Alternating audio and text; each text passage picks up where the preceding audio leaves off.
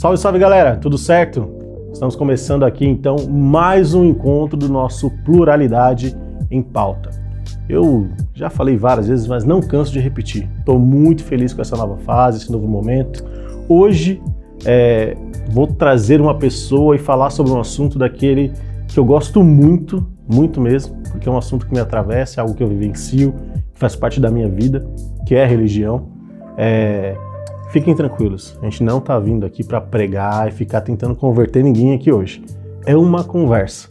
E eu estou recebendo uma pessoa que tem uma vida religiosa muito ativa. Então, estou muito feliz de receber aqui hoje, nesse estúdio do Pluralidade em Pauta, Padre Paulo. Seja bem-vindo, viu? Obrigado, André. Olha, uma honra te receber aqui, hein?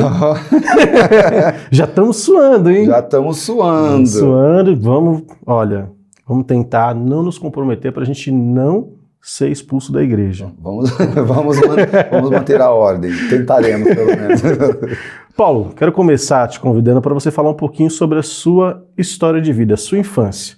Depois a gente entra no tópico de como que você virou padre, mas eu queria que você falasse um pouquinho de onde que você vem, como é que foi a sua infância, onde é que você nasceu, onde é que você cresceu. Sim, eu sou filhos de pernambucano com paraibana, meu pai pernambucano, minha mãe paraibana, meu pai um homem negro, minha mãe uma mulher branca, somos 5 filhos, e eu sou o dos 5 últimos, sempre o melhor, né? Os últimos filhos são os melhores sempre. Só que quando eu nasci, foi quando meu pai foi embora de casa, a gente teve um problema com ele foi embora, meu pai era alcoólatra, então a gente se mudou para Parelheiros porque parte da família da minha mãe morava lá.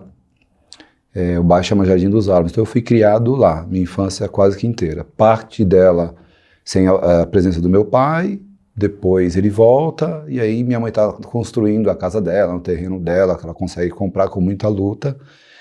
E ele de alguma maneira começa a contribuir com essa construção aí. Né? Segundo minha mãe, diz que ele sai de casa inteiro e volta para casa doente. Então ele volta fumante, ele volta bebendo, coisas que ele, segundo a minha mãe, não fazia antes. A minha infância ali no Jardim dos Álamos foi bem legal. Eu falo porque eu acho que eu tive essa infância de rua, né? Brincadeira de rua, carrinho de rolemã, taco, que tem outros nomes também, né? Enfim, brincadeiras normais de criança. Mas isso me tornou também adulto antes.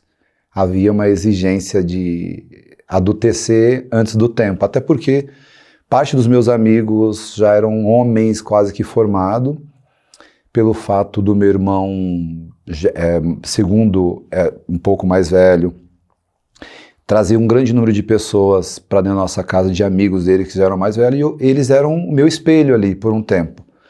Eu lembro que meu irmão sempre foi um admirador do Jimi Hendrix, né, o guitarrista negro, enfim, que é gigantesco.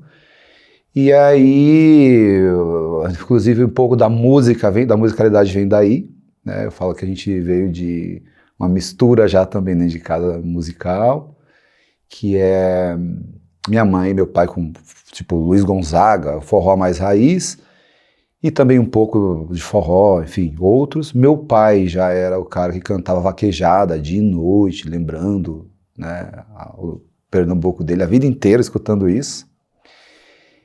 Meu irmão escutava rock e música popular brasileira, e eu sempre escutei hip hop a vida inteira, rap, hip hop, música preta a vida inteira. Isso foi mais ou menos um contexto assim da minha infância, juventude, ali, um pouco da minha juventude aí. Então eles eram esse espelho para mim. Fora isso, eu tinha outras figuras que eram importantes para mim, assim, na rua mesmo. E depois, acho que com 15, 16 anos, aí a gente junta um grupo de meninos, assim. Nós éramos uns 10, mais ou menos, meninos pretos, né? Negros no geral. Talvez, assim, nas tonalidades mais claras da turma era eu, né? O restante era todos assim. E a gente só aceitou um amigo branco. Porque na época a gente não queria ter amigos brancos, a gente falava isso entre a gente, falando coisas polêmicas, né? Mas a gente falava isso, não, a gente não quer amigos brancos aqui. Então eu cresci com esses meninos, e depois a gente aceitou um, que era tipo o nosso Eminem, né? Cleiton, o nome dele, Cleiton Gadelha, foi aceito e tal, e eu cresci aí com esses meninos. Essa fase, acho que a gente se juntou, foi uma fase que aprendi muito, né? E eles também.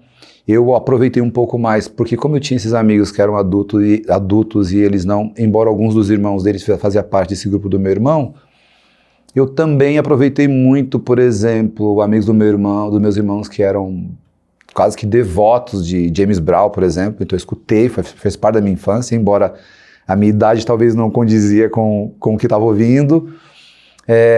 Participei muito de bailes no bairro mesmo, nas escolas que aconteciam na época, bailes de música preta mesmo, bem legal. Então, tipo, samba rock eu aprendi a dançar novo, moleque, pequeno.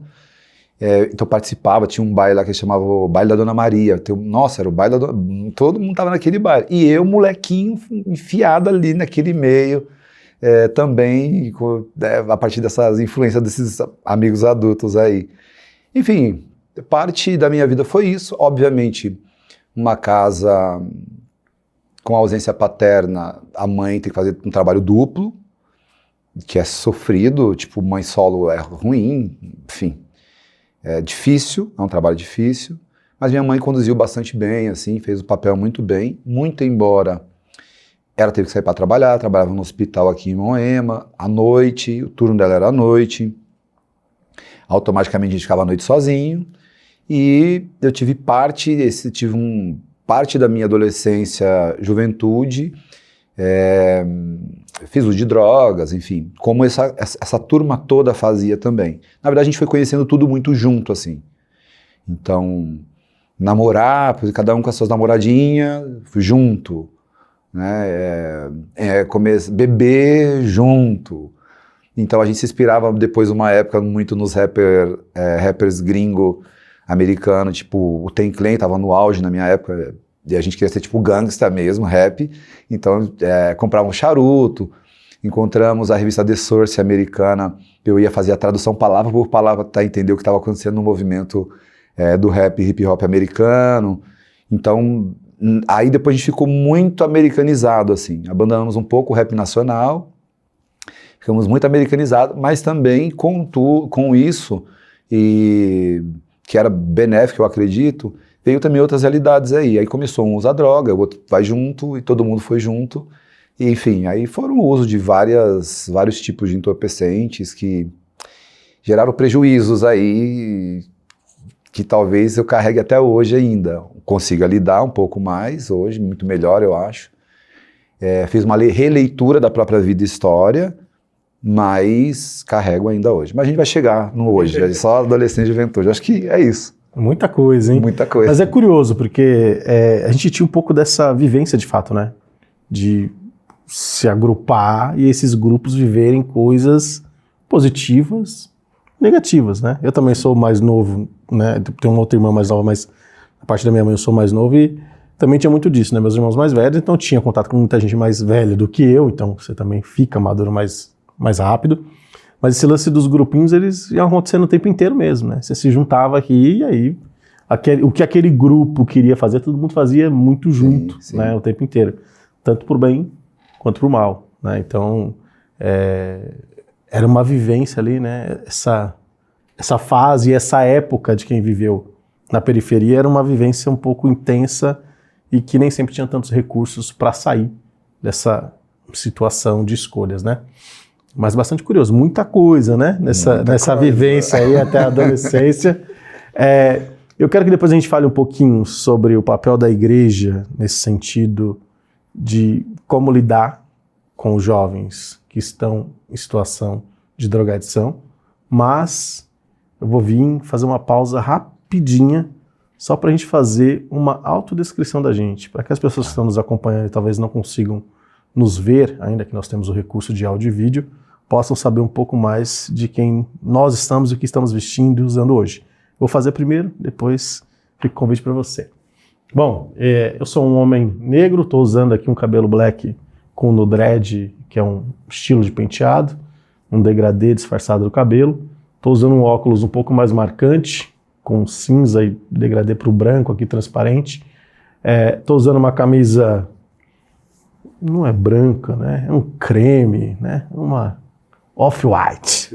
Off-white, dizem hoje em dia. É assim que se chama.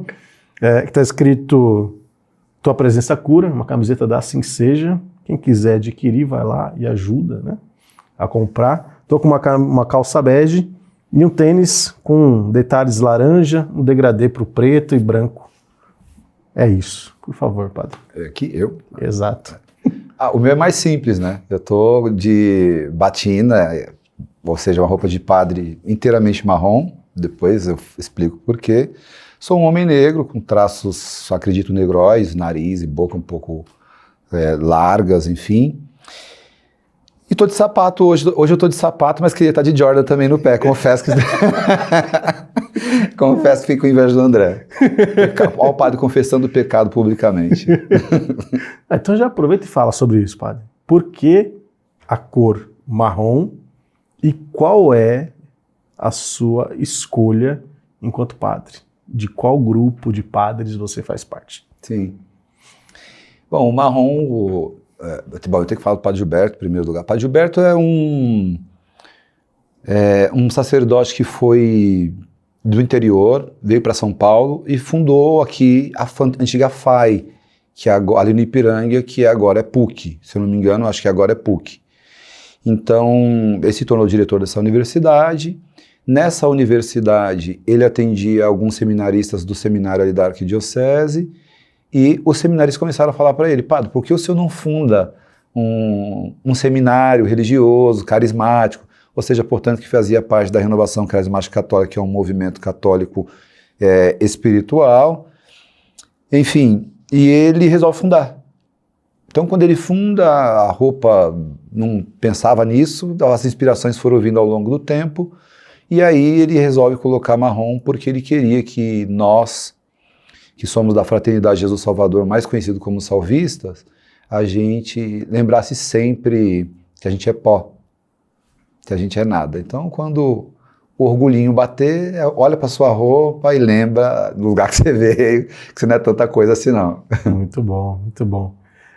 Curiosidade, os salvistas fazem voto de pobreza? Também? Sim, salvistas fazem voto de pobreza, castidade e obediência. Nós fazíamos também de fidelidade ao Papa, mas Roma pediu que não, porque isso gerava algum tipo de risco, talvez. Então retirou, mas ficou, né? A gente tem a gente tem uma fidelidade mesmo à figura petrina, né, do Papa. Perfeito. É isso. Interessante. Nem todas, né? Acho que é importante para todo mundo que está nos acompanhando e saiba, sim. né? Nem todas as congregações fazem esse voto de pobreza, né? O que muda significativamente bastante coisa. Né? Afinal de contas, hoje você, por exemplo, mora com um grupo de outros padres, você não mora sozinho. É isso, né? Sim. Na verdade, assim, a gente, historicamente, quando surge a vida religiosa, ela surge como? Alguns homens e mulheres resolvem fugir do mundo. Está no mundo, na sociedade. No mundo quer dizer sociedade. Está na sociedade, percebe que aquilo ali já não preenche mais, resolve ir para o deserto. Então moram no deserto, homens que depois se tornaram grandes sábios, como São Bento, ali, que, enfim, é um santo bastante conhecido, Santo Antão, entre outros aí da vida religiosa. Então, foi um processo dentro da própria igreja da construção desse estilo de vida, que vem exatamente disso, né, de ter uma vida mais reclusa, fraterna, com os irmãos, aí surgem os mosteiros, começa a surgir na história da vida religiosa. Aí vão se estruturando os votos, pegando ali trechos bíblicos que dão base, e surge aí o voto de pobreza, castidade e obediência. A pobreza, hoje, conforme moderniza mais, ela muda um pouco de configuração. Não me matem por dizer isso que eu estou dizendo, mas muda. Por exemplo, São Bento tinha o acesso que eu tenho hoje? Óbvio que não. Então, como na história a gente tem acesso à penicilina, como uma galera não teve, né? Ou anestesia. Né? Se a gente for olhar na história, reis não tiveram acesso à anestesia. E a gente tem. né? Então, também o voto de pobreza passa por essa coisa aí. Mas há um desprendimento. Bom. Há uma exigência de um desprendimento. Eu acredito até que seja mais difícil viver voto de pobreza hoje do que nos séculos passados. Porque como você tem acesso, é mais difícil. É mais difícil você renunciar a algumas coisas. Então, por exemplo, sei lá, até pouco tempo a gente não tinha conta bancária. Até porque não tem o que pôr. Então, não adianta muito ter a conta, porque não tem o que pôr na conta. Uhum. Por exemplo, nós não podemos ter nada no nosso nome. Eu não tenho nada. Quando eu vim para a vida religiosa, tudo que eu tinha, que não era muita coisa também, mas o pouco que eu tinha eu deixei para minha família, no nome deles e ok. Então, você não traz nada com você. Se você muda de missão, automaticamente você deixa tudo para trás e vai embora. Depende, né? Hoje, depois eu vou falar. Hoje eu tenho meus tênis, por exemplo, que são os presentes que eu ganho dos meus paroquianos. E... eu não deixo meus tênis para trás, né? Não. Esse vem junto. Não, os livros e os tênis tem que vir. O resto você pode ficar com tudo que eu não ligo, não. Eu tô desprendido. Eu confesso, gente, meu pecado, mais uma vez, sou apegado aos meus tênis aí. Então, estamos juntos nessa. Não dá para desapegar, gente. Desculpa. Mas você só tem 2 pés. Tá tudo bem, gente. Cada dia ele vai colocar um tênis diferente, tá tudo certo. É isso. É a minha vontade. Padre, deixa eu te fazer então essa pergunta que é sobre a sua escolha de ser padre, né? Você já falou um pouco da vivência, desse lugar de estar com os grupos, de viver uma questão musical, vivenciar algumas questões e até mesmo vivenciar a questão das drogas. Que não é algo comum das pessoas pensarem no padre, né? Imagina-se uma figura, né, de que o padre seja aquele menino, santinho, que viveu como Carlos Acutis. Todo mundo acha que, né, que desde jovem ali, tudo, né, regradinho, e não é. Cada vivência é uma vivência, cada padre é um padre, cada pessoa é uma pessoa, né? E dentro desse seu processo, eu sei da história, mas acho que é legal que as pessoas conheçam e saibam como é que funcionou. Como que foi o momento que você decidiu, quero ser padre? Como que foi isso? Então, na verdade, assim, dentre aquelas realidades que eu falei da minha infância e juventude, tem uma coisa que eu não contei, que eu esqueci de falar. Eu andei de skate durante bastante tempo, inclusive tinha uma marca na época, uma marca de shape. Já com 16 anos a gente fez essa marca, eu e um amigo meu, que inclusive sou padrinho do filho dele. Na época, quem era o dono da fábrica que fazia os shapes para mim, ali no Parque Santo Antônio era a fábrica, era o Formigão, que era dono de uma marca chamada Black Sheep, se eu não me engano. Na época eu não sei nem se existe ainda essa marca, hoje eu não tenho mais contato assim com o skate, a não ser na TV, distância e é só. E tenho meu skate em casa também, né? Hoje eu tenho um longboard, um district, que era a modalidade que eu andava, mas evito. Hoje eu evito estar em cima dele. Muito embora eu tenho vontade de sentir a brisa no rosto. Eu treinava as manobras na frente de uma casa que foi comprada pelo seminário que eu faço parte hoje. Então, o meu primeiro contato com a vida religiosa foi esse aí. Eu nem sabia o que era, assim. Meu contato com o padre Gilberto, o fundador, às vezes ele ia lá em cadeira de roda, eu achava bonito, esse tio é legal. Ele era o tio, não sabia, padre, eu não tinha essa noção, eu não tinha vivência da religião. Uhum. Eu não tinha. Minha mãe, sim, muito religiosa. Normalmente o nordestino é bastante religioso. Minha mãe era, meu pai não era. Meu pai não era, tanto que ele foi contra, inclusive adianto, foi contra a ideia de eu ser padre. Meu pai sequer participou, ele faleceu sem participar de uma missa minha. Ele não foi em nenhuma missa, porque para o meu pai eu tinha que casar, ter uma esposa e dar neto para ele. Isso era o que constituía o homem na cabeça dele. Enfim, isso aí a gente vai chegar lá. Então eu fui para o colegial, estudar primeiro, segundo, terceiro ano do médio. Quando cheguei lá eu conheci um cara, chamava Adriano Américo, ele católico e tocava na missa do Ministério de Música e tal. Eu Ele tinha medo de mim, porque na época eu tinha um blackzão, assim, parece que não, mas meu cabelo fica bem armado. E calça larga, porque era o que a gente usava na época, camisetão, calça larga, camiseta sempre da minha marca, American Skateboard Merchan, né, da minha própria marca, na época. E ele tinha medo. Ele não tinha coragem de se aproximar de mim. E certo dia a professora pediu para fazer um trabalho, que era em dupla. E por incrível que pareça, eu acredito que por providência divina, só faltou ele e eu na sala. Ou seja, vocês vão ser a dupla que vai fazer junto. Eu falei para ele, então a gente vai fazer no meu barraco. Ele ficou morrendo de medo. Ele falou, nossa, ele deve morar na quebrada muito feia. Não vou, vai na minha. E eu fui na casa dele. Quando eu cheguei na casa dele, a mãe dele me acolheu como eu nunca tinha sido acolhido em lugar nenhum. Ao contrário, eu tocava a campainha, a mãe dos meus amigos falava, não tá. E eu via que ele estava atrás delas, assim, tipo, tô em casa, mas minha mãe embaçou, não vai dar pra gente sair. Então eu não era muito bem visto, nem bem quisto por muitos pais dos meus amigos. E hoje eu entendo por quê.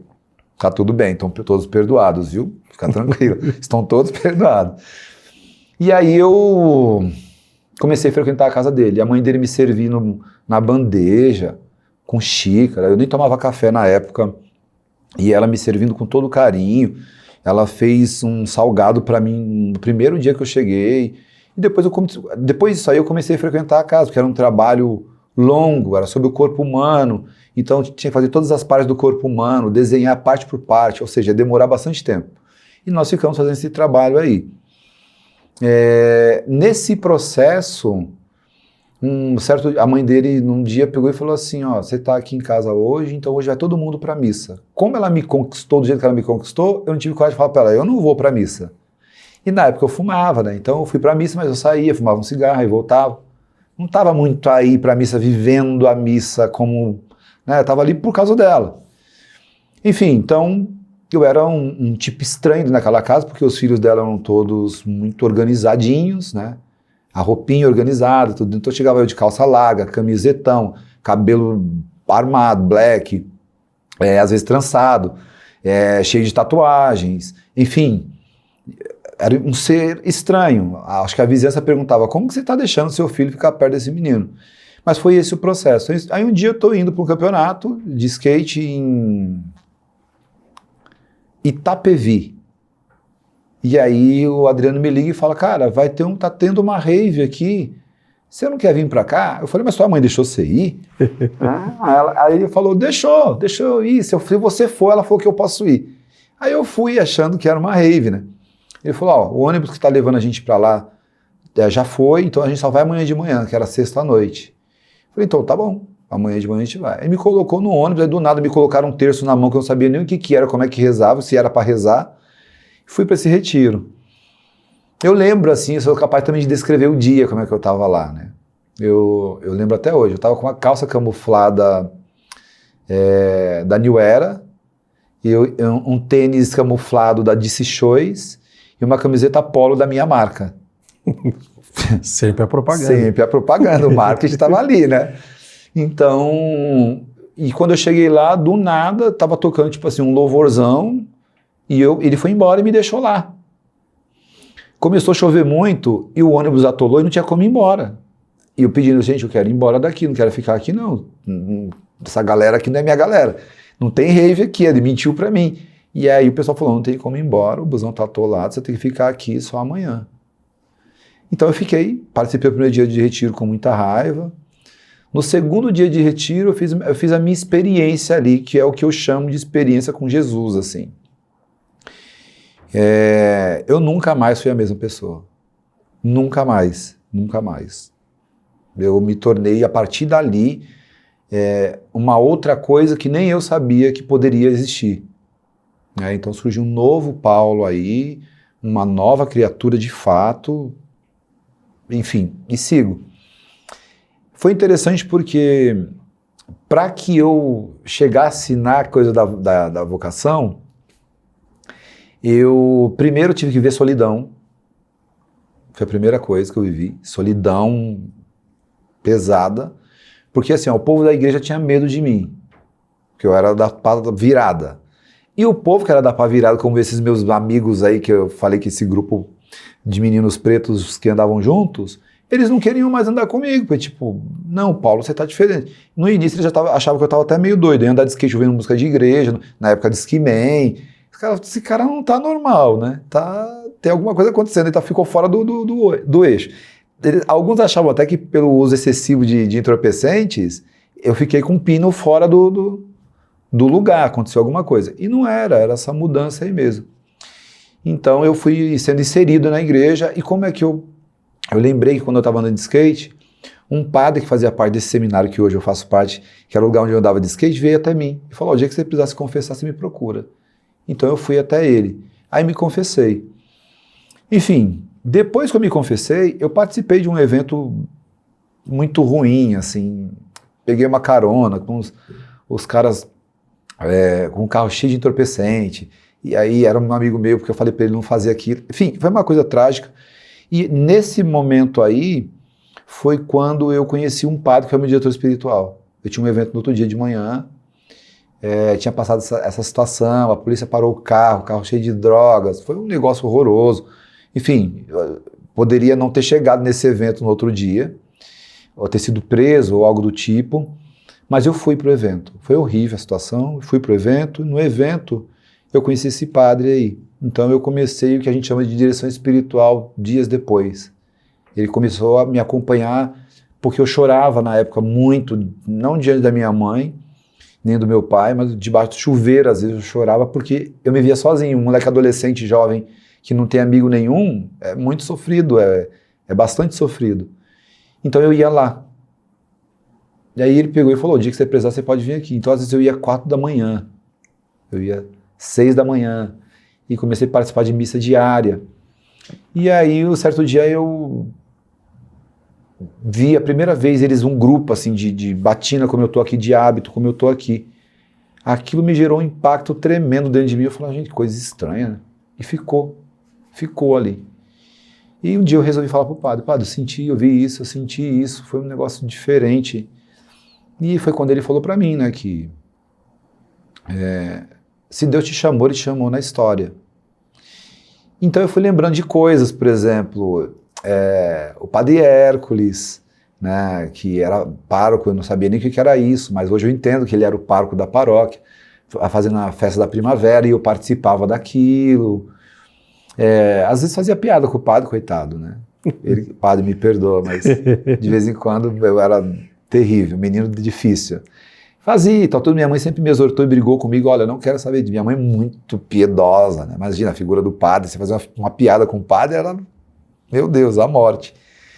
Então minha mãe sempre exortou, e eu tinha esse contato, comecei a perceber que eu tinha contato com pessoas que estavam à minha volta. É muito interessante isso, estavam à minha volta e que eram religiosas, mas que conviviam comigo tranquilo, e a gente não tinha nem essa discussão se ele era religioso ou não, da igreja ou não. Eu só convivia, eles sempre me acolheram muito bem. Alguns deles, durante muito tempo, eu escrevi alguns poemas, assim, eles me chamavam até de Shakespeare, né? Falavam: você é metido a Shakespeare. Eu escrevi uns poemas na época, menino, né? Escrevi uns poemas, e eles falavam assim, e eu não entendia isso, né? Que era Deus falando mesmo por eles ali. E eles falavam assim: cara, você escreve igual o padre. Você fala igual padre. E eu falava: mas padre não é uma pessoa normal? Né? Então, tá tudo bem. Eu não estava entendendo que eles estavam enxergando em mim alguma realidade que eles viam no padre deles, né? Até porque eu não tinha um contato. Então, basicamente foi isso. Foi aí, mais ou menos assim, um pouco dessa história, quando eu fui olhando na própria história e percebendo o chamado, e aí resolvi ir, né? A ida foi, enfim, falei meu pai... 12h, 2 horas eu estava dentro do seminário, porque eu recebi a resposta para entrar no dia 5 de janeiro de 2004, 12h. Então eu fui para casa, estava assistindo Globo Esporte, meu pai palmeirense e tal, graças a Deus. Não vamos entrar nessa celeuma. Não vamos falar disso. Mas ele assistindo o Globo Esporte, e aí eu falei, e foi a primeira vez na minha vida que eu vi meu pai chorar. Porque ele falava que o homem preto não pode chorar. Ele falava isso. Um homem negro não pode chorar. Então ele fazia eu engolir o choro diversas vezes de situações terríveis, tipo, perdi meu irmão, você tem que estar ali.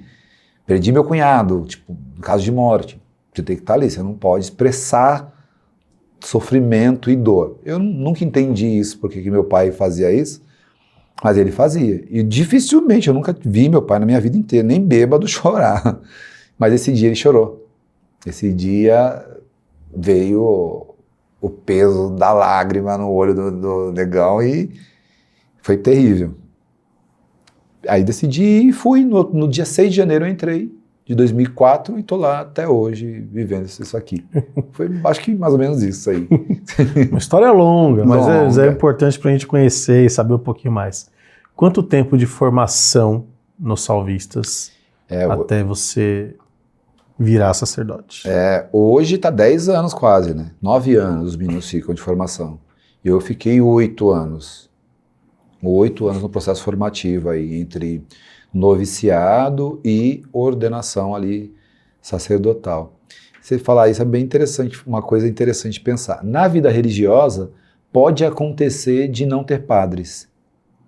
Vai ficar só o frei, ou o fráter, ou no nosso caso, fráter. Frei e fráter é a mesma coisa, quer dizer, irmão. Pode ficar só fráter durante a vida. No nosso caso, é por, tipo, assim, existe uma necessidade da missão, então ordena. Mas não é... No geral, os nossos lá acabam, como a gente é um instituto novo, acaba sendo ordenado. Mas a pessoa pode escolher, ela pode entender que a vocação dela é ser irmão. A minha vocação, em primeiro lugar, é ser irmão. Irmão com os meus irmãos. O padre vem depois, não diminuindo a grandeza do sacerdócio, é claro, mas o que vem em primeiro lugar é isso, é o ser fráter, o ser irmão. Muito bom, muito bom. E aí, eu vou aproveitar que você falou, né, então, de ter tido as suas vivências, sejam elas, né, dentro ou fora do contexto religioso. Eu vou comentar sobre algo que eu particularmente tenho um pouco de raiva, posso dizer assim, quando eu vejo acontecer, que são as pessoas que se convertem e passam a criticar aquilo que faziam antes. Exemplo, né? É uma pessoa que não usa mais drogas e ela passa a criticar quem usa drogas porque ela se converteu, né? Ou uma pessoa que, sei lá, fazia uma música X e se converteu e passa a falar que aquilo é errado, etc e tal. E por que eu fico com raiva quando eu vejo esse tipo de coisa? Porque isso não muda ninguém. Não. Isso não faz com que ninguém queira ser diferente, né? É até pior, porque imagina, a pessoa que estava comigo aqui ontem, fazendo as mesmas coisas que eu estou fazendo, hoje ela se diz em outro lugar, e ela começa a julgar o que eu estava fazendo como sendo totalmente errado, sem ter esse mínimo de carinho, que foi o que a mãe do seu amigo teve com você, né? Isso eu acho terrível, terrível mesmo, assim, porque na minha concepção é o exemplo que muda as pessoas, que faz com que as pessoas queiram estar na igreja, ou seja lá qual for a sua escolha religiosa, né? Especialmente dentro da igreja católica, às vezes a gente vê muito, né, os pais virem falar que os filhos não estão frequentando, os filhos não estão aqui, não estão ali. E eu sinto muito.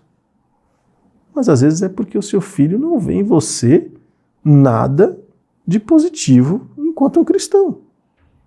Não adianta, você tá lá na igreja, maravilhoso, lindo, né? Tá no altar, tá ali, né, como ministro, se reveste, tá toda aquela coisa maravilhosa, mas quando chega em casa, ele não vê Cristo em você.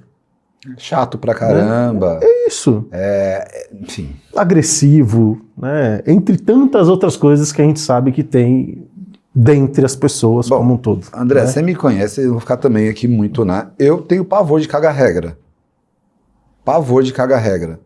Porque normalmente a pessoa que caga regra, que é moralista, não no sentido de estudioso de moral, mas fica colocando um peso sobre as costas dos outros, esconde alguma coisa. Sempre esconde alguma coisa. Então, é muito mais hipocrisia, é muito mais máscara e muito mais qualquer outra coisa do que, de fato, alguém que quer mudar o mundo ou as pessoas, seja lá o que for. Na verdade, é a regra clássica. Quer conhecer uma pessoa? Não olha para aquilo que ela fala, olha para aquilo que ela faz. Você entende? Então, quando acontece isso, de você olhar para a pessoa, aquilo que ela faz, você vai perceber automaticamente que o que ela está dizendo não é real. E eu, particularmente, na minha história, no meu processo, foi o contrário. Eu cresci dentro da vida católica, cristã católica, rezando o Salmo 50. Tende piedade, ó meu Deus, misericórdia, na imensidão de vosso amor purificar-me, guardar-me todo inteiro do pecado e apagar completamente a minha culpa. Por quê? Porque eu entendi que dentro eu sou ambivalente, eu tenho luz e sombra dentro de mim. Eu toquei a minha realidade de tal forma, experimentei a grandeza da misericórdia de Deus de maneira tão gigantesca, porque era grande a minha miséria. Então, eu não consigo olhar para as outras pessoas, seja ela quem for, ou quem quer que seja, com um olhar de menor porque permanece fazendo aquilo que eu fazia. Muito pelo contrário, eu entendo que ela é ambivalente tanto quanto eu. E eu entendo, inclusive, que como eu tenho luz e sombra dentro de mim, eu posso voltar a fazer o que fiz antes e até muito pior. Então eu olho para eles com esse olhar de um ser humano que é exatamente como eu, que tem o pecado dele, que hoje eu tenho outro tipo de pecado. Hoje eu descobri que eu achava que o meu problema era a drogadição. E eu descobri muitas outras coisas sobre mim mesmo que talvez sejam maiores do que o uso de entorpecente. E que eu precise olhar, reconhecer e sarar em mim para me tornar gente, pelo menos. Então, eu particularmente não gosto de caga-regra. Normalmente, as minhas amizades hoje são amizades que eu posso ser eu, gente, rir alto, né? Fazer um churrasco, tomar uma cerveja, a caipirinha do André é ótima, enfim. Mas um espaço onde eu possa ser gente ali e a gente possa conversar de tudo, chorar, sorrir, cantar, enfim. Eu não dou conta também, não. Eu acho que eu sou igual a você, assim. Eu tenho um certo rancinho de gente cagando regra. Não dou conta. Muito. Não podia falar cagar regra, gente, será? Agora já foi. Mas olha, eu acho curioso também, porque a vivência, né, enquanto igreja, ela é múltipla e diversa também. Sim. Né? Até porque quando a gente fala da igreja católica, todo mundo acha que a gente está falando, né, de uma única forma de se vivenciar. E não é, né? A igreja católica ela é composta por várias igrejas, né? Diversa, né? Diversas igrejas, diversas vivências diferentes, né? Algumas ricas, outras dentro do contexto de extrema pobreza, seja por escolha ou por situação social. Sim. Né? A gente tem as duas coisas acontecendo. E assim como a gente também vive, né? Oriente, Ocidente, tem várias questões que abrangem, né, esse espaço religioso que às vezes, né, é bastante complexo. Mas eu, curiosamente, me vejo na igreja, né, e aí tem gente que fala, como é que você escolheu ser católico? Né? Eu me vejo na igreja muito por conseguir estudar e ter conhecimento. Né? Sim. E aí para quem não está tão familiarizado, né, a gente precisa saber um pouquinho disso, que é, por exemplo, ter acesso ao estudo. Né? Durante muito tempo, o acesso à Bíblia, por exemplo, ele era privado. Sim. Né? Não era qualquer pessoa que podia ter uma Bíblia. Né? Não, imagina. Então, pessoas específicas tinham acesso. Né? Até Gutenberg, depois de Gutenberg... E aí eu digo que eu sou esse católico porque eu vejo o Concílio Vaticano II como uma coisa que transforma muito. Né? A igreja, a vivência, as possibilidades... o leigo como, né, alguém mais ativo, uma participação, etc. e tal, assim como também os reconhecimentos daquilo que a igreja olha e diz, olha, isso aqui a gente errou. No meio do caminho precisamos reconhecer que isso foi um erro, né, para daqui para frente caminhar. Né? Eu tenho para mim que talvez sem o Concílio Vaticano II, sem tantos reconhecimentos e tantas coisas mais estruturadas, seria mais difícil para eu escolher a religião nesse sentido. Sim. Né? E é por isso que eu gosto de falar, para as pessoas entenderem, pesquisarem, né? e falarem mais sobre isso, até para a gente também ter um pouco mais de profundeza naquilo que a gente escolhe, porque em nenhum momento eu fui colocado na igreja, em nenhum momento minha mãe pediu para eu fazer catequese, em nenhum momento foi uma obrigação, tudo foi escolha minha, né? Se eu quero fazer, beleza, vai lá e faz, está tranquilo, a gente vai fazer sua inscrição, não quer fazer, tá tranquilo também, vai vivenciando, e eu também levo isso muito pro meu filho hoje. Então assim, cara, tá com 8 anos, não tá fazendo catequese, quando ele decidir que é o momento, ele vai fazer, né? Ele decidiu ser coroinha por escolha dele. Ele teve que pedir para ser, porque não estava lá na inscrição que alguém da idade dele poderia ser. Eu falei, se você quer, você vai lá e pede. Eu não vou pedir por você, né? Até para a gente conseguir ir amadurecendo cada vez mais. Isso. E nesse, né, contexto como todo, eu tenho ficado responsável por dar crisma lá na paróquia, né? E eu tenho os meus métodos, né, de ensino, a minha forma, né, a minha condução, assim como, né, cada pessoa tem a sua forma. E uma coisa que é muito curiosa que eu faço, padre, o primeiro encontro eu sempre desmotivo as pessoas. Ah, nossa, que assustador, tá fazendo isso. Porque quando eu vou, né, para essa posição de quem está responsável por coordenar e ajudar na formação dessas pessoas, o que eu digo você vai receber um sacramento, o sacramento é da maturidade cristã. Você não pode estar aqui obrigado. Se sua mãe mandou que você faça, não é o lugar para você estar. Pedrada, já de Né? início. Não é aqui que você tem que estar. Né? Eu até tive situações de pais depois me contestarem, colocarem na parede, mas nossa, demorei tanto tempo, né, para tentar convencer o meu filho de fazer crisma, agora que eu consegui, você fala isso. Né? E eu viro pro pai e falo, mas você é crismada? Não, mas eu quero que ele... Não, então, vamos combinar, faz você primeiro. Talvez ele não tenha um exemplo de seguir aquilo que você não fez. Não dá para você exigir do seu filho algo que você não faz. Enfim, só colocando aqui as coisas no ar. E aí, nesse sentido, eu sei que você é um cara muito estudioso. Sim. Né? Sempre ali, né? Estudando. Você fala quantas línguas? Então, na verdade, eu estudei italiano e francês, mas eu não falo fluentemente nenhuma das duas. É até interessante. O meu professor de italiano faleceu em Roma, inclusive. Teve um mal súbito no quarto, veio a óbito. Então, depois daí eu fiquei meio não querendo aprofundar mais assim, de italiano. E o francês era um padre que, assim, inteligentíssimo, assim, uma figura fantástica. Você conhece, era o Fábio Muniz, que hoje não é mais, né? Não exerce mais o sacerdócio. Então meu francês também deu ruim. Todas as minhas tentativas de falar outras línguas deram ruim, mas eu vou me aplicar agora no inglês. Eu falei, não, eu vou nem para nenhuma dessas duas, vou tentar ir para o inglês, porque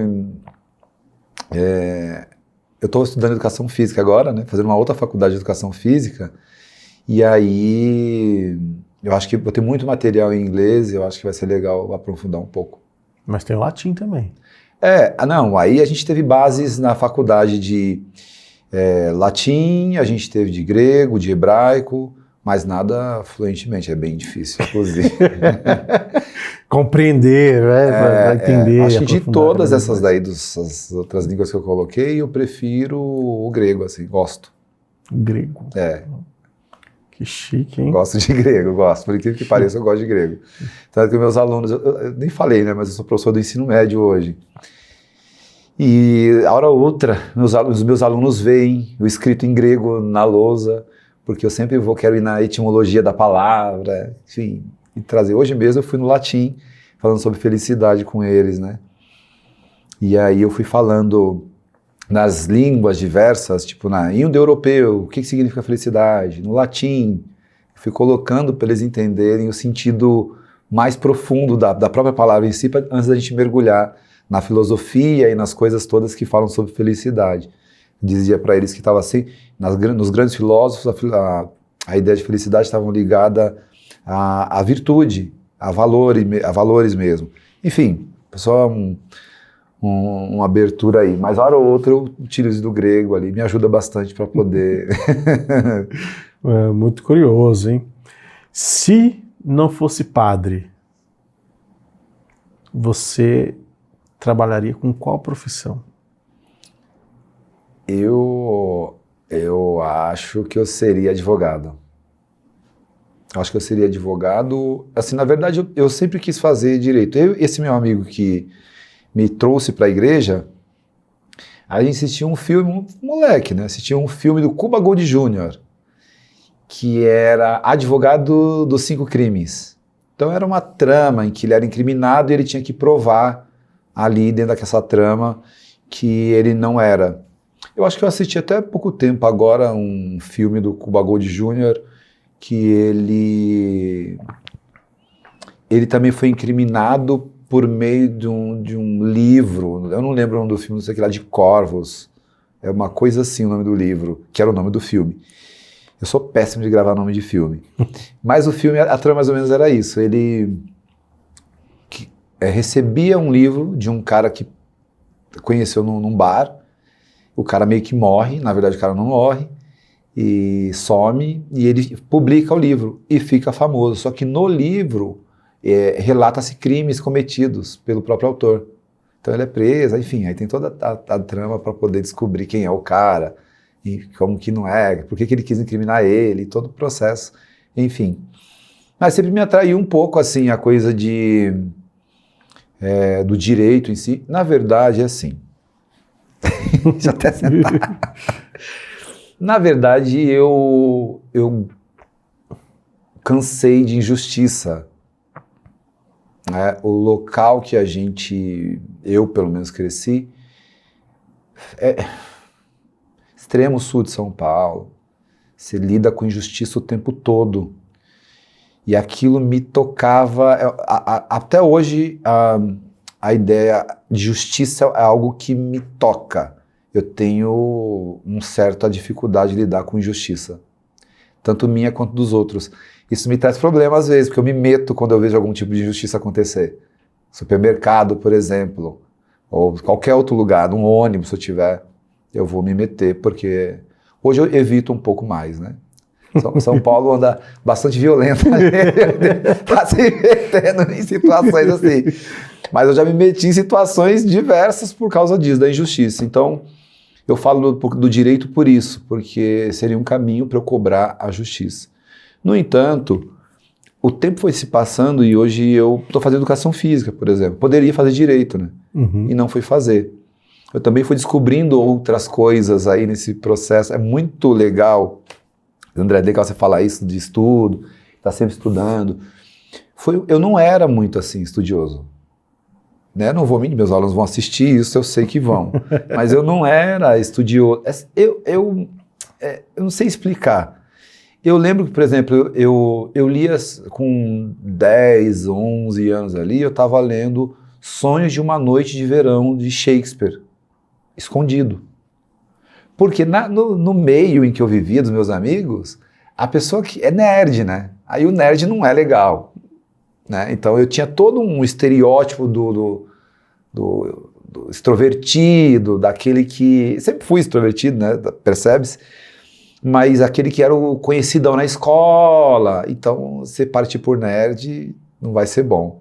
Mas eu tinha essa de... Por trás das câmeras, eu era o cara que escrevia o poema, eu era o cara que tinha acesso a Shakespeare. E eu agradeço muito ao meu irmão por isso.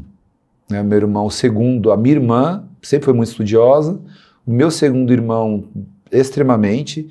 Meu primeiro livro que eu li foi Meu Pé de Laranja Lima, eu lembro até hoje, e a partir dali, porque o grupo deles era muito interessante, que era ligado a MPB, rock, eles eram muito cultos assim, então isso me atraía um pouco, porque eles eram daquele jeito, eu falei, eu acho que é esse o caminho, moleque, sem ter, né, para onde eu vou. A figura paterna, por conta do alcoolismo, era fraca, então a figura de homem para mim era o meu irmão. Eu olhava para ele, não para o meu pai, porque eu não tinha como olhar até então. Depois eu fui vendo que tinha virtudes no meu pai, enfim, foi todo o processo, mas acho que de cara é isso, assim, eu escondia um pouco isso do estudo. E aí, quando eu cheguei no seminário, eu descobri que tinha valor isso.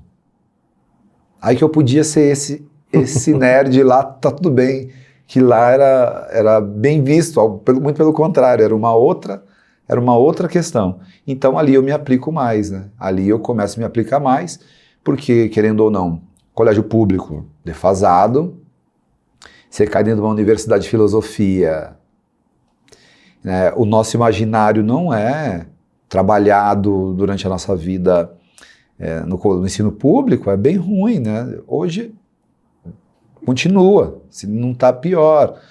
Então, não tinha o imaginário, a gente não era trabalhado para entender coisas que são subjetivas, né? Para entender figuras de linguagem, sabe? A gente não foi trabalhado para isso. Então, eu tive que estudar um pouco mais para poder alcançar a galera que já estava avançada, que ou veio de colégio particular, ou qualquer outra realidade. Então eu tive que cortar um dobrado para poder alcançar, mas foi ótimo, né? Foi bom porque eu fiquei bastante humilde, assim, descobri que eu não era tão inteligente quanto eu achava que era e que havia um mundo para eu conhecer, então quanto mais eu conhecia, menos eu sabia, né? Eu descobria que menos eu sabia. Isso é ótimo, isso é ótimo.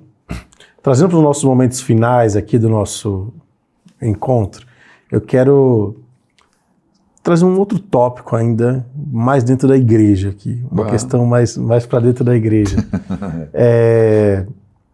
Porque eu acho bastante curioso, dentro da igreja, eu vou falar só da gente, não vou nem para as outras vertentes cristãs, vou focar só na igreja católica mesmo, que existe o mau hábito de se criticar ou falar mal um do outro, né? Então, quem é mais carismático, quem é mais tradicionalista, etc e tal, existe esse lugar, né? Até hoje, porque a gente tem muito mais acesso às redes sociais, eu acho péssimo ver isso nas redes sociais, né? Influenciador que gosta mais disso, gosta mais daquilo, e fica se criticando e falando mal, né, do método que o outro fez. Aí um monte de gente que acha que sabe da liturgia e aí critica porque viu o vídeo da outra missa, não sei o quê, etc e tal. Isso eu acho muito curioso, porque eu não vejo em nenhum outro grupo. Eu não vejo budista falando mal do budista. Não. Eu não vejo o judeu falando mal do judeu. Piorou. Né? Eu não vejo, né, essa coisa acontecendo.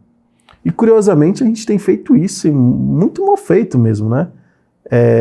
Como se a gente, de alguma forma, estivesse deixando escorrer pelas mãos o que deveria ser o ensinamento de Cristo, né? Do amor, da caridade, né? Afinal de contas, amor e caridade, até mesmo na tradução dentro da Bíblia, são a mesma coisa, sim, né? Sim. Então, se a gente for olhar ali ao pé da letra, você pode pegar aí Bíblias diferentes, você vai ver que, né? Se não fosse amor, nada seria. Vai estar escrito também, se não fosse a caridade, nada seria, porque entende-se como sendo a mesma coisa. Por que a gente é tão mesquinho assim, hein, padre? Então, uma coisa, André, que eu promovi agora, e até uma coisa, já faço convite, né? A gente vai voltar a se reunir agora. Eu criei uma reunião, um grupo chamado Thomas Sowell, que é um dos intelectuais americanos pretos vivos ainda hoje, e de homens pretos, só homens pretos lá, negros no geral. Cada um tem a sua empresa, cada um tem seu movimento, cada um tem suas coisas. Por quê? O que eu fui percebendo? Eu fui percebendo que, surgindo as diversas vertentes políticas, seja elas quais forem, religiosas, a causa do povo negro foi se perdendo e fica se engalfiando dentro. E a causa que é mais importante, que é a luta contra o racismo, a conquista de espaço, se perdeu. Então a minha ideia era reunir para que a gente pudesse se ajudar mesmo, assim, um ao outro. Tipo, eu sou advogado, tenho uma situação injusta, então nós vamos resolver a causa, sabe? Uma coisa mais ou menos assim. Então a gente está lá conversando ainda, hora ou outra eu levo pessoas para poder falar sobre empreendedorismo e tantas outras coisas. A igreja, eu acho que precisa aprender um pouco disso também, para fechar as portas e falar no sentido de, não que não atrai mais pessoas, mas de olhar dentro e enxergar a riqueza que é e o lugar que a gente está indo. No entanto, na história da humanidade, você vê que o ser humano adora um linchamento, né? O ser humano adora um linchamento, isso aí é histórico, você pode olhar na história diversos caminhos históricos que você quiser, aí você vai encontrar. Que hoje a gente chama de detração, que é uma palavra chique para fofoca. Detração a gente fala, porque é a palavra chique para fofoca, mas é fofoca.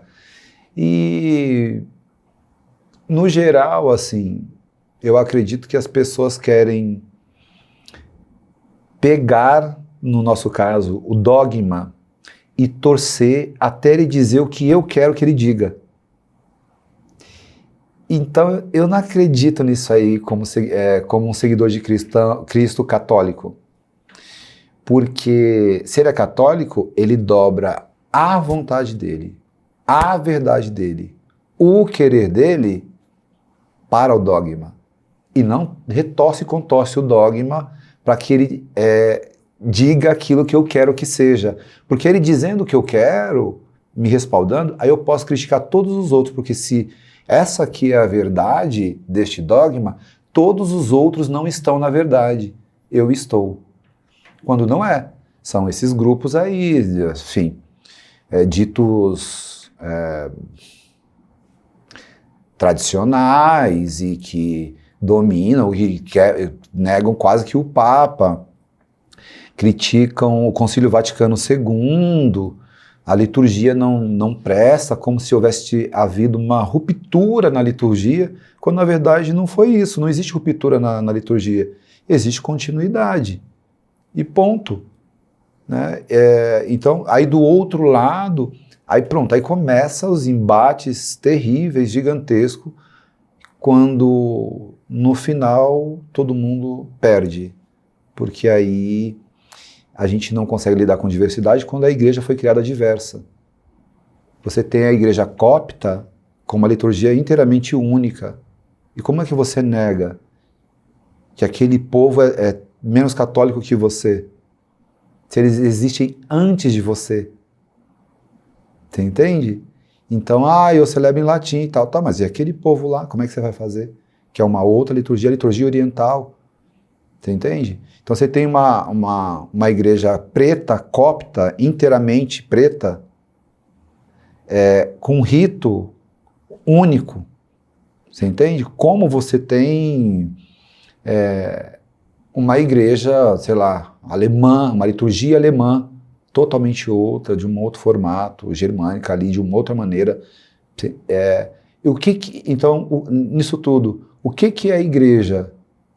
Né? São os coptas, então, que vieram antes? São os germânicos? Qual que é a liturgia correta? Todas. Todas elas. A Igreja Católica por isso. Porque ela é universal. E ela abarca todas as realidades, sem negar as culturas, né, de cada ser humano, de cada país, de cada lugar. E abraçando essa cultura, sem deixar de trazer o essencial ali.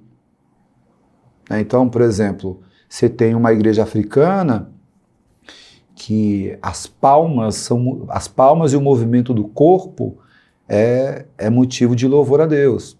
Mas também hoje na África você tem homens, padres que celebram em latim, de costas, e está tudo bem. Está tudo bem. Mas você tem uma igreja oriental, por exemplo, que palmas não é legal. Você entende? E tá tudo bem também.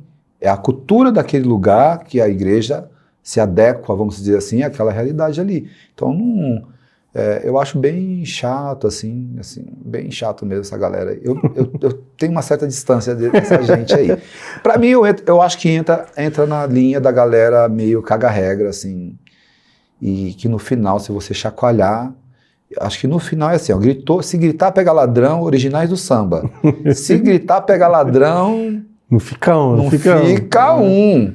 Se gritar herege, sai. Sai tudo. Sai correndo.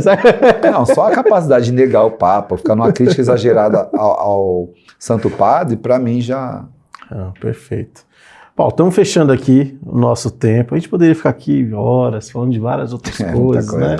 Muita coisa para falar, mas eu vou fechar com um lugar um pouco mais de acolhimento, né?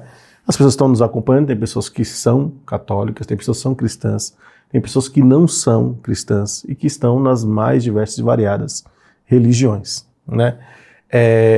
Como que você explica o entendimento e a relação e como que as pessoas devem se relacionar entendendo o contexto interreligioso que existe na sociedade como um todo?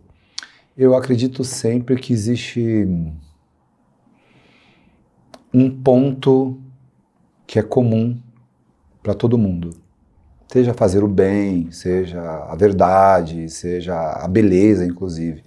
Então, a primeira coisa que para conversar a gente tem que encontrar esse ponto. É o ponto onde todo mundo converge.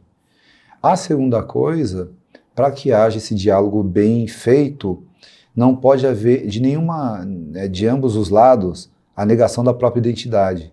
Quanto mais claro for a sua identidade católica, mais fácil é para você conversar. Normalmente as brigas e os preconceitos e as realidades e os fechamentos para o outro se dá pelo desconhecimento de si mesmo, da própria identidade. Quanto mais você firma a sua identidade, é mais fácil você dialogar, porque você sabe até onde pode ir, até onde não pode, o que pode ser feito, o que não pode ser feito, como dialogar ou não dialogar, né? É como a gente. Tem coisas que são negociáveis na nossa vida, tem coisas que são inegociáveis, a gente não vai negociar nunca. E, né, sei lá, por exemplo, as nossas raízes, por exemplo. Eu, particularmente, não negocio nada. Né? Todo mundo fala, você é todo jeito de querer ser o periférico. Eu falo, não é isso, é porque eu vim de lá e eu não preciso negar que eu vim de lá, ao contrário. Eu quero manter e conservar isso pro resto da minha vida, porque foi este espaço que me tornou aquilo que eu sou hoje. Então, no diálogo interreligioso, a primeira coisa que eu acho importante é ter a identidade clara de quem você é, seja de um lado ou de outro. E quanto mais claro for a identidade de um lado ou de outro, melhor vai acontecer essa conversa. Porque eu não vou ferir lá o espaço, porque você já vai delimitar, olha, esse aqui é o meu espaço, não é legal, esse eu não quero que você entre. E eu também a mesma coisa, e a gente consegue, a partir de um denominador comum, conversar com certa leveza e tranquilidade. Aí a gente volta de novo. Cagou regra, deu ruim. Perfeito. Paulo, obrigado, viu?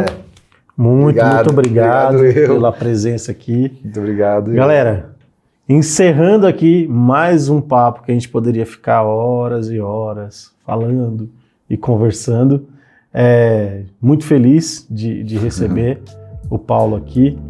E sigam ele aí nas redes sociais, porque lá ele não é só padre, não. Lá ele é marombeiro, né? Diz que eu sou. Super marombeiro, só, né? Tá lá postando os treinos, as coisas, etc e tal. Vai lá. E isso é super legal para que as pessoas entendam, né? O ser como um ser completo e vivenciando outras coisas. E isso é super bacana. Então, a gente se encontra muito em breve num próximo episódio aí para conversar com outras pessoas, outros religiosos, de outros segmentos religiosos também estarão aqui e a gente vai poder dialogar e conversar e apresentar outras vertentes e realidades para vocês também. Valeu, galera. Até a próxima. Tchau, tchau.